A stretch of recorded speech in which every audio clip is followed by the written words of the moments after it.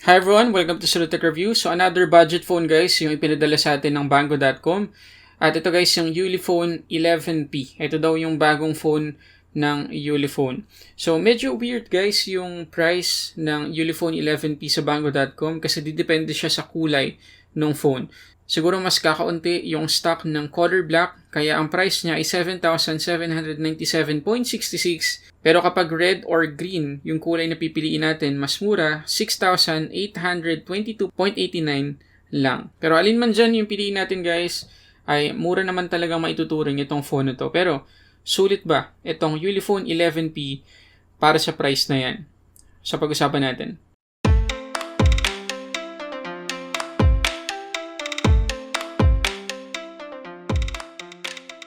Okay, so again guys, mabibili natin to sa Banggo.com. Nandiyan yung link ng kanilang website sa description box sa baba.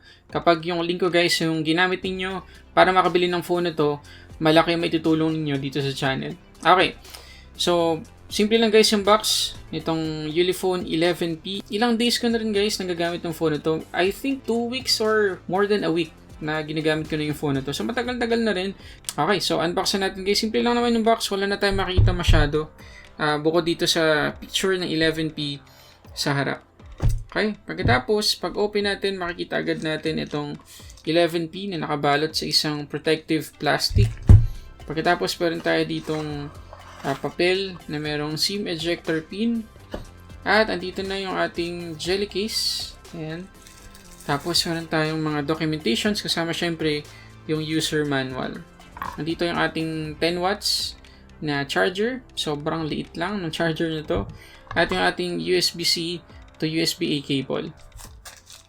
Just tanggalin natin sa plastic. So, yung nanditong kulay sa atin guys ay yung kulay green. Ayan o. So, okay naman yung design niya. Yung likod niya guys ay merong texture. Matte finish siya, tapos merong holographic design. Makikita nyo naman ngayon sa video. Pagkatapos may texture siya, parang Realme C3. Ganun yung texture niya. Pagkatapos, tingnan natin yung itsura niya guys kapag nakasuot yung jelly case.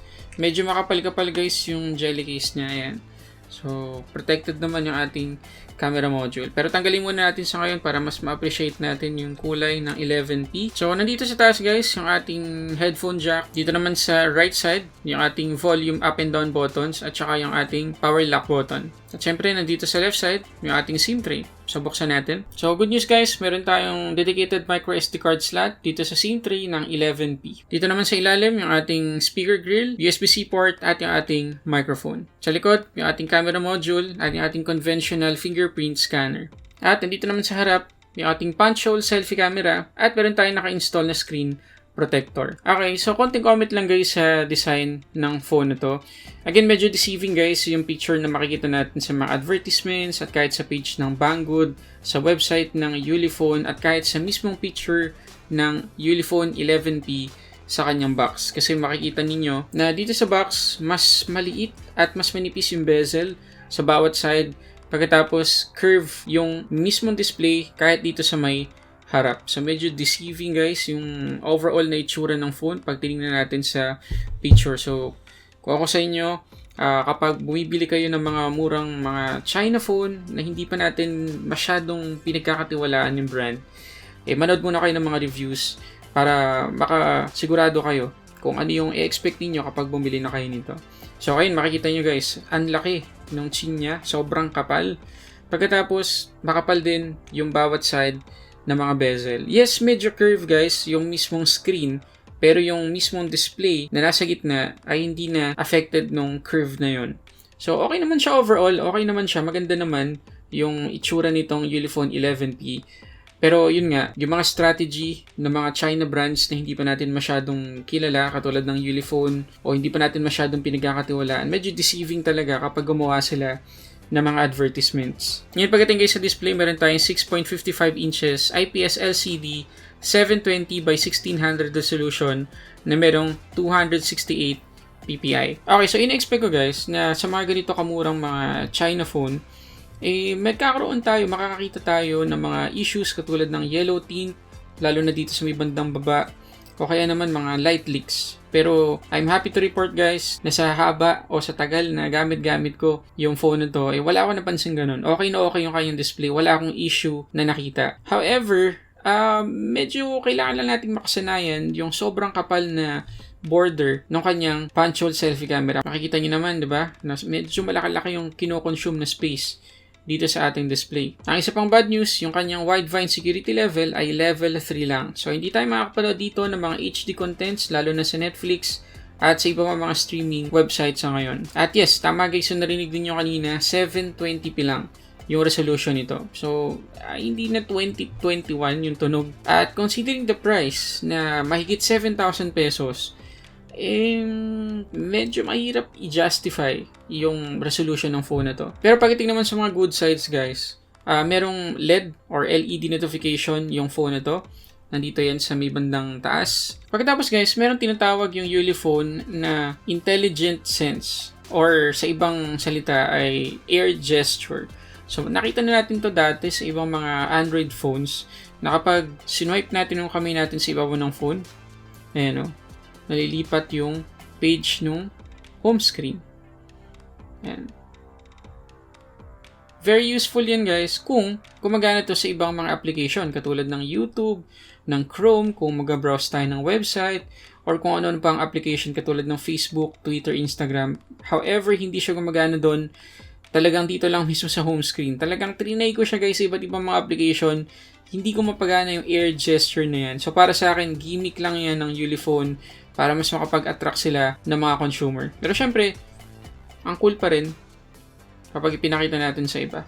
Yan, pagdating naman guys sa operating system, good news naman kasi naka-Android 11 na tayo dito. Pagdating sa chipset, meron tayong MediaTek Helio P60 12nm, 8GB yung kanyang RAM at 128GB yung kanyang internal storage. Not bad, di ba? Para sa price niya. Pero kailangan ninyong tandaan guys na kapag bibili kayo ng ganitong mga klaseng phone, siguro kapag bagong launch pa lang yung mga phone ng mga ganitong brand, makakatanggap tayo ng mga auto updates kasi na-experience ko rin naman yun.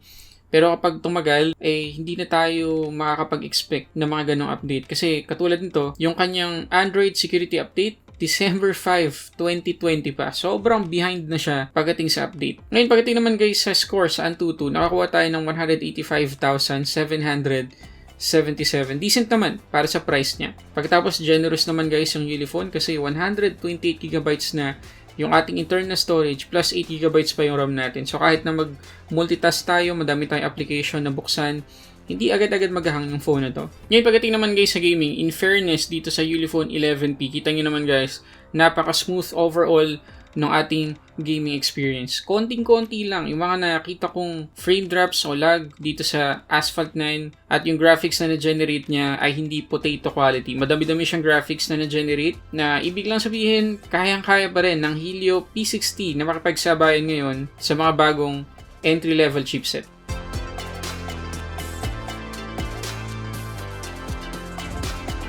Pagdating naman guys sa camera, meron tayong quad camera setup dito. 48 megapixels, 1.8 aperture yung kanyang main shooter. Meron siyang ultra-wide na 8 megapixels. At pagkatapos meron siyang 2 megapixels na macro lens at 2 megapixels din na depth sensor. Okay, so before ko ipakita sa inyo guys, yung mga sample photos kuha dito sa Ulefone 11P, gusto ko lang i-point out na yung kanyang portrait mode, sa tingin ko ay, again, gimmick lang. Or parang bumabagsak siya dun sa pagiging fake. Pakita ko sa inyo. Okay, so ito guys yung kanyang camera application. So, napaka-normal lang naman. By default, yung kanyang makukuha ng photo dito sa picture mode ay 12 megapixels. Pagkatapos, kapag sinit natin sa 48 megapixels, makakakuha tayo ng 48 megapixels na photo. So, okay naman yun. Pero, kapag isinit natin guys sa portrait mode, tingnan natin na. Ayan, meron ba kayong napapansin? So, makikita nyo guys, dito sa kanyang camera application, nang ginagawa lang ng kanyang portrait mode ay i-blur yung paligid ng photo. Hindi talaga siya nakikreate ng depth effect or hindi niya biniblur yung mismong background. Biniblur niya lang yung paligid ng photo. So makikita ninyo, ayan o. Malinaw yung gitna. Pero yung paligid kapag medyo inusog natin yung subject ay lumalabo na rin. So medyo fake guys yung depth mode or portrait mode nitong Ulefone 11P. So pakita ko na lang sa inyo guys sa mga sample photos para mas maintindihan nyo.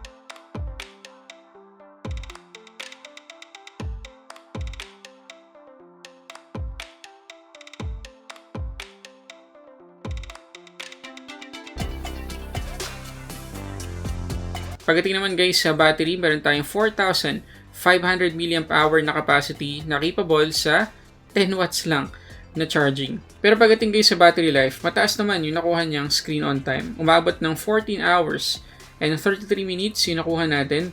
Pagdating sa charging, 16 to 100%, yun lang. 4 hours and 29 minutes. Sobrang tagal. Okay, so masasabi ba natin guys na okay bilhin itong Ulefone 11P? Okay naman siya. Kasi yun nga, malaki-laki yung storage na makukuha natin dito. Malaki din naman yung RAM. So, yung mga sabay-sabay na pag-open natin application ay hindi magkukos ng paghang sa UI niya. So, okay naman yun. Decent din naman. Yung makukuha nating 48 megapixels na mga photos dito, okay din naman yung kanyang battery life. So, nandyan yung link ng banggo.com sa description box sa baba kung sakali lang na gusto nyo bilhin yung phone na to. So, yun muna guys. Maraming salamat sa panonood. Sana nakatulong. Kung nakatulong, please hit the like button below. Mag-subscribe ka na din at i-click mo yung notification bell para ma-notify ka sa mga susunod nating upload. So, yun muna guys. Maraming salamat para sa aring unboxing reviews. This is Sulit Tech Reviews.